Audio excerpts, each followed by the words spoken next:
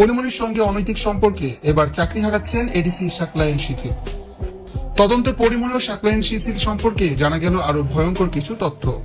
ঢাকা মহানগর পুলিশের গোয়েন্দা বিভাগের সাবেক অতিরিক্ত উপকমিশনার ও বর্তমান অতিরিক্ত পুলিশ সুপার মোহাম্মদ গোলাম শাকলায়েনকে বাধ্যতামূলক অবসরে পাঠানোর প্রাথমিক সিদ্ধান্ত নিয়েছে স্বরাষ্ট্র মন্ত্রণালয়।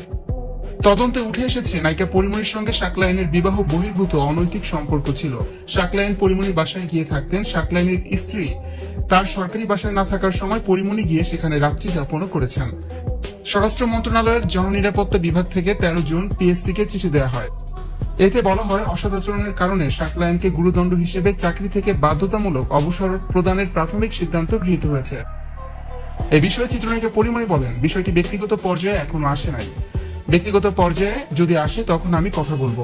এখন মনে হয় না আমার কোনো কথা বলার দরকার আছে। স্বরাষ্ট্র মন্ত্রণালয়ের চিঠিতে বলা হয়, শাকলায়েন ডিবির গুলশান বিভাগে থাকার সময় নায়িকা পরিমণির সঙ্গে ঘটনাক্রমে তার দেখা হয় এবং যোগাযোগ শুরু হয়। এরই ধারাবাহিকতায় তিনি নায়িকা পরিমণির বাসায় নিয়মিত রাত্রি যাপন করতে শুরু করেন। পুলিশ অধিদপ্তরের এলআইসি শাখা থেকে পাওয়া শাকলায়েনের মুঠোফোনের সিডিআর বিশ্লেষণ করে তদন্তকারীরা দেখেছেন 2021 সালের 4 জুলাই থেকে পরের 1 মাস শাকলায়েন বিভিন্ন সময়ে দিনে ও রাতে নায়িকা পরিমণির বাসায় অবস্থান করেছেন। নায়িকা পরিমণির মুঠোফোনের ফরেনসিক প্রতিবেদন পর্যালোচনায় তদন্তকারীরা দেখেছেন পরিমণির সঙ্গে শাকলায়েনের কথোপকথন চলত। তার সাধারণ পরিচিত বা পেশাগত প্রয়োজন স্থাপিত কোনো সম্পর্কের নয়, বরং অনৈতিক প্রেমের সম্পর্ক। স্বরাষ্ট্র মন্ত্রণালয়ের চিঠিতে বলা হয়েছে, রাজারবাগ মধুমতি পুলিশ অফিসার্স কোয়ার্টার্সে নায়িকা পরিমণির যাতায়াতের সিসিটিভি ফুটেজ রয়েছে।